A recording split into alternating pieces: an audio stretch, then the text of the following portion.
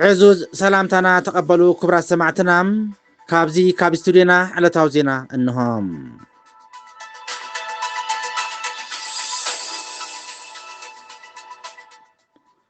لايك شير سبسكرايب اندا قبركم بيتسبكنهم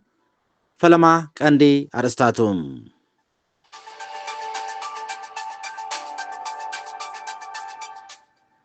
قداماي ሚኒስትር ኢትዮጵያ አብይ አሕመድ መራሕቲ ሕወሓትን መንግስቲ ኤርትራን ኣብቲ ሃገር ዳግመ ውግእ ንኽልዓል ምንቅስቓስ ይገብሩ ኣለዉ ክብል ከሲሱ እዚ ኣዘራራቢ ኮይኑ ዘሎም አብይ አሕመድ ብትግርኛ ዝገበሩ ቃለ መጠይቕ ክንደሶ ኢና ተኸታተሉ።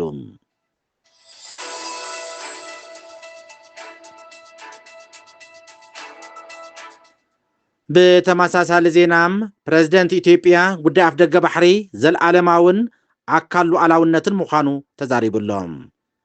نايزي بريزيدنت إثيوبيا ذهب مغلطي كقربيو حجون تقتاتلو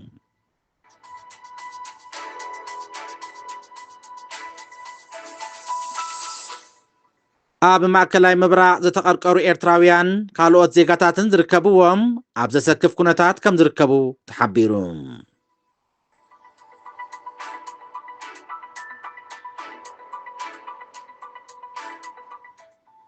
ناب قدا إيران كنسجر كلنا دمام إيران نمتصابو حرموز انت عاطياتهم اب عالمنام كبيرنا ايكونومي قلولاو كم زفتر تقليصوم اذا خمزي لنكلو بريزيدنت امريكا دونالد ترامب اب وايت هاوس اب زخابو مبرهي بزعبا إيران اوانا وحابريتا هيبولهم نايزي امريكان اسرائيلن اب لعلي إيران زخفتو متكعتي قربيو تختاتلوم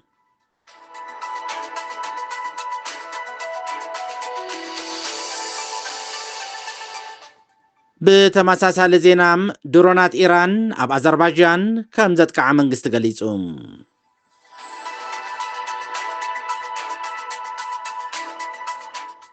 ازي ميديا بترحكيهم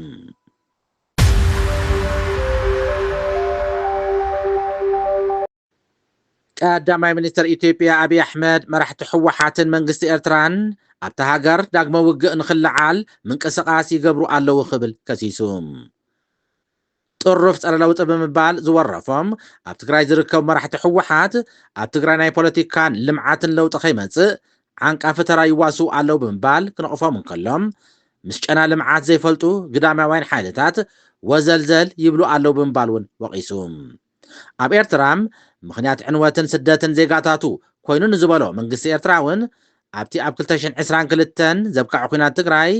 ኣብ ልዕሊ ሲቪላውያን ትሕተ ቅርፅን ከቢድ ግህሰትን ዕንወትን ዘረፋን ኣውሪዱ ክብል ከሲሱ መንግስቲ ኢትዮጵያ ነቲ ኣብቲ ኩናት ኣብ ጎኑ ዝተሰለፈ ሰራዊት ኤርትራ ብከምዚ ዓይነት ተግባራት ግህሰታት ክኸስስ እዚ ንኻልኣይ ግዜ እዩ ኤርትራ ቀደም ኢሉ ተቀዳማይ ሚኒስትር ንዝሃቦ ተመሳሳሊ ርኢቶም ኣብ ዝሃበቶ መልሲ ሕሱርን ፍንፉንን ክትብል ኮኒና ምንባራ ዝፍለጥ እዩ ሓይልታት ኤርትራ ኣብ ጎኒ ሰራዊት ኢትዮጵያ ኮይኖም አንጻር ሓይልታት ትግራይ ከም ዝተዋግኡ ዝፍለጥ ኮይኑ ኩሎም አንጻር ሰብኣውነት ዘቕንዐ ተግባራት ከም ዝፈጸሙ ትካል ሰብኣዊ መሰላት ገሊፆም እዮም እንተኾነ ዝምድና መራሕቲ ክልቲአን ሃገራት ካብ ድቕ ዝበለ ዕርክነት ናብ ዳርባ ቃላት ተሰጋጊሩ ይርከብ ኣሎ ኣብቲ ብሶሉስ ምሸት ብሃገራዊ ቴሌቪዥን ዝተመሓላለፈን ንኣስታት 40 ደቂቕ ፀንሐ ቃለ መጠይቕ ድማ አብይ አሕመድ ካብቲ ሃገራዊ መልእኽትታት ንምሕላፍ ዝተጠቕመሉ ዝተለምደ ቃና ፍልይ ብዝበለ መልክዑ ኣብ ክልል ትግራይን ጎረቤት ሃገረ ኤርትራን ብቐጥታ መጠንቀቕታ ክሕልፍ ተሰሚዑሎም አብይ አሕመድ ኣብቲ ብፍሉይ ናይ መራሕቲ ትግራይን ኤርትራን ዘቕንዐ መልእኽቲ ዘመሓላለፎ ቃለ መጠይቕ ብቋንቋ ትግርኛ እዩ ኣካይድዎም ብዙሓት ምስላታትን ብሂላታትን ትግርኛ ዘሰነዮም ፖለቲካዊ መጠንቀቕታታት ዝሓዘለኑ ነይሩ አብይ አሕመድ ጠንቂ እቲ ኣብ ወርሒ 2020 ዝተወልዐ ኩናት ትግራይ ኣመልኪቱ ኣብ ውሽጢ መሪሕነት ሕወሓት ሰጓማይ ኣተሓሳስባ ዘይምህላው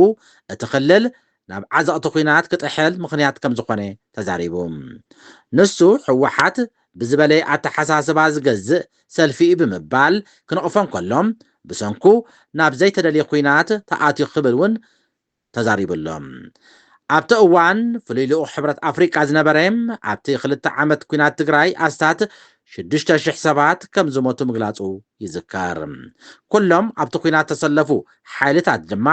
ከበድቲ ግሰት ሰብኣዊ መሰላት ከም ዝፈጸሙ ይኽሰሱ።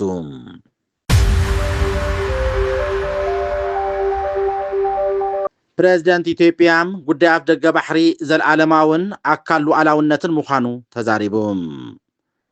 ፕሬዝደንት ኢትዮጵያ ታዬ አጽቀሥላሴ ኢትዮጵያ ኣፍ ደገ ባሕሪ ንምርካብ እትገብሮ ዘላ ጻዕሪ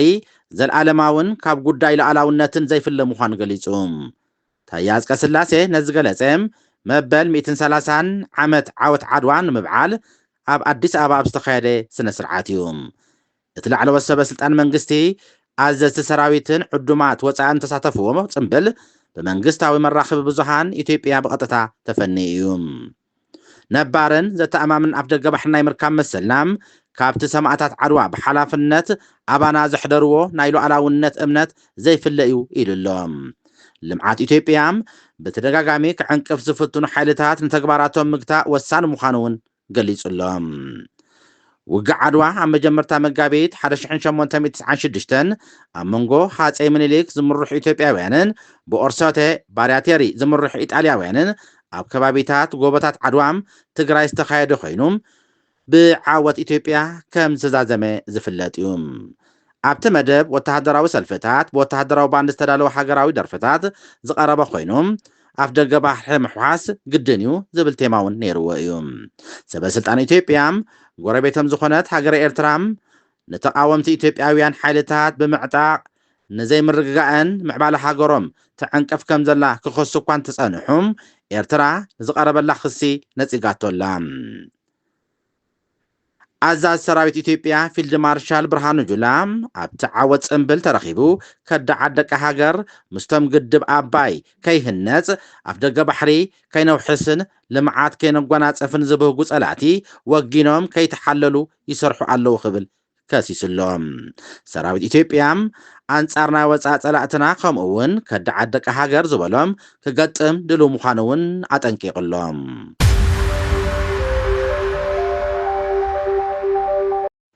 ኣብ ማእከላይ ምብራቕ ዝተቐርቀሩ ኤርትራውያንን ካልኦት ዜጋታትን ዝርከብዎም ኣብ ዘሰክፍ ኩነታት ከም ዝርከቡ ተገሊጹ። ብቐዳም 28 ለካቲት 2026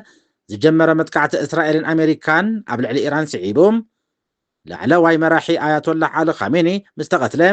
እቲ ረፅሚ ናብ መላእ ማእከላይ ምብራቕ እዩ ተዘርጊሑ ዘሎ። ኢራን ኣብ መላእቲ ዞባ ሚሳይላትን ድሮናትን ብምውንጫፍ ንእስራኤል፣ ባሕረይን፣ ኩዌት፣ ቀጠር፣ ሕቡራት ኢማራት ዓረብ፣ ዮርዳኖስ፣ ስዑድ ዓረብ፣ ቆጵሮስ፣ ኣዘርባይጃን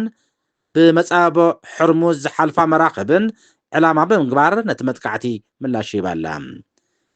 ብኢራን ዝድገፍ ዕጡቕ ጉጅለም ህዝቦላህ ካብቲ ኣብ ሊባኖስ ዝርከብ መደብራት ናብ እስራኤል ሮኬት ብምውንጫፍ ናብቲ ውግእ ተጸንቢሩሎም። እስራኤል ድማ ኣብ ሊባኖስ ኣብ ልዕሊ ዕላማታት ህዝቦላህ መጥቃዕቲ ብምፍጻም ምላሽ ትህብ ከም ዘላ ክፍለጥ ተኻኢሉሎም። ይኹን እምበር ብሰንኪ እዚ ኣብ ልዕሊ ሰላማውያን ሰባት ከቢድ ሃስያ ይወርድ ከም ዘሎ እዮም ጸብጻባት ዘመልክቱ። ኣብቲ ማእከላይ ምብራቕ ዝተፈላለዩ ከባቢታት ዝነብሩ ኤርትራውያንን ኢትዮጵያውያንን ግዳያት እትረፅሚ ይኾኑ ከም ዘለውን ዝመፀና ሓበሬታ ገሊጹሎም። ብፍላይ ኣብ ሊባኖስ ብሰንኪ ዝተኻየደ ደብዳብ ገለ ኤርትራውያንን ኢትዮጵያውያንን ህይወቶም ክሓልፍ እንከሎም ኣብ ሕቡራት ኢማራት ዓረብ ድማ ብሰንኪ ዝወረደ ስብርባር ሚሳይላትን ኤርትራውያንን ኢትዮጵያውያንን ዝርከብዎም ካልኦት ዜጋታት መጉዳእቲ ወሪድዎም ኣሎም። ኣብ ሊባኖስ ብፍላይ ኣብ ከባቢ ጆኑድ ቅድሚ 2 መዓልቲ ዝተኻየደ ብርቱዕ ደብዳብ ሚሳይላት ብዙሓት ዜጋታት ህይወቶም ንምድሓን ካብ መንበሪኦም ክስደዱ ከም ዝተገደዱ ሓንቲ ካብቲ ቦታ ዝሃደመት ዜጋ ንቢቢሲ ገሊጻላ። ኩነታት እቲ ዞባ ካብ ግዜ ናብ ግዜ እናገደደ እዩ ዝኸይድ ዘሎ። ኣብ ከባቢ ጆኑድ ብርቱዕ ደብዳብ ሚሳይላት ተኻይዱ እዩ ብምባል ብሰንኪቲ ዘይተሓስበ መጥቃዕቲ ኣብቲ ከባቢ ዝነብሩ ኢትዮጵያውያንን ኤርትራውያንን ህይወትና ንምድሓን ካብቲ ቦታ ክንወፅእ ተገዲድና ኣለና ክትብል ገሊጻላ። እቲ ናብ ውሕስ ቦታ ዝወስድ መንገዲ ብኣሽሓት ብዝቁፀሩ ሰባትን ተሽከርከርትን ተዓፅዩ ስለ ዝነበረ ምንቅስቓስ ኣዝዩ ጽንኩር እዩ ነይሩ ክትብል ገሊጻላ።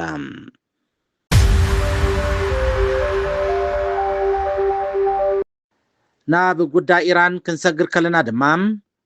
ኢራን ንመጻቦ ሆርሞዝን ተዓጽያቶም ኣብ ዓለምናም ከቢድ ናይ ኢኮኖሚ ቅልውላው ከም ዝፍጠር ተገሊጹ ኢራን ብመጻቦ ሆርሞዝ ተሓልፍ ዝኾነት መርከብ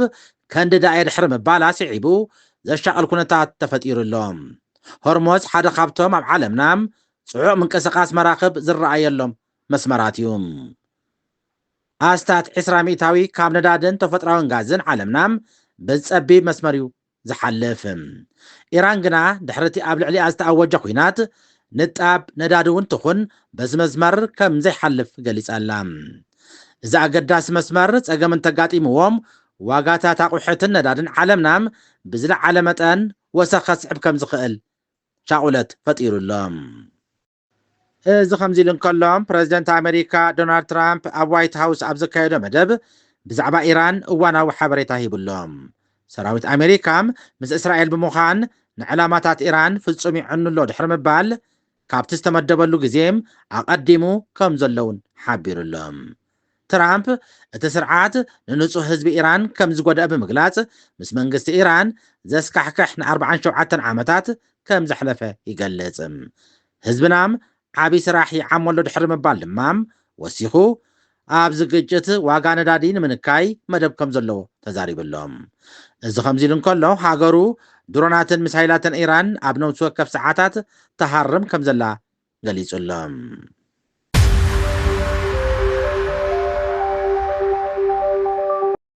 ብተመሳሳሊ ዜናም ድሮናት ኢራን ኣብ ኣዘርባይጃን ከም ዘጥቅዓ መንግስቲ ገሊጹ ኣብ ኣዘርባይጃን ብዝተፈጸመ መጥቃዕቲ ድሮናት ኢራን ክልተ ሰላማውያን ሰባት ከም ዝቆሰሉ ሚኒስትሪ ጉዳያት ወፃኢ ኣዘርባይጃን ሓቢሩሎም ሓንቲ ድሮን ኣብ ማዕርፎ ነፈርቲ ናካቲቫን ኣብ ዝርከብ ህንፃ ክትሃርም እንከላም ካልእ ድሮን ድማ ኣብ ጥቓ ኣብ ሸካራባድ ዝርከብ ህንፃ ቤት ትምህርቲ ወዲቓ ክብል እቲ ሚኒስትር ገሊጹሎም በቲ መጥቃዕቲ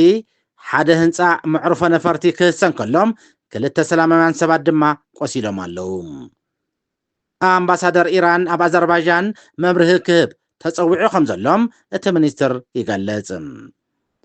ክቡራት ሰማዕትና ዕለታዊ ዜና ዝመስል ነይሩ ኩሉ ግዜም ላይክ ሸር ሳብስክራይብ ኣይትረስዑም ስለምክታልኩም ኣዝና ነመስግን ድሓን ሕደሩ ልዋም ለይቲ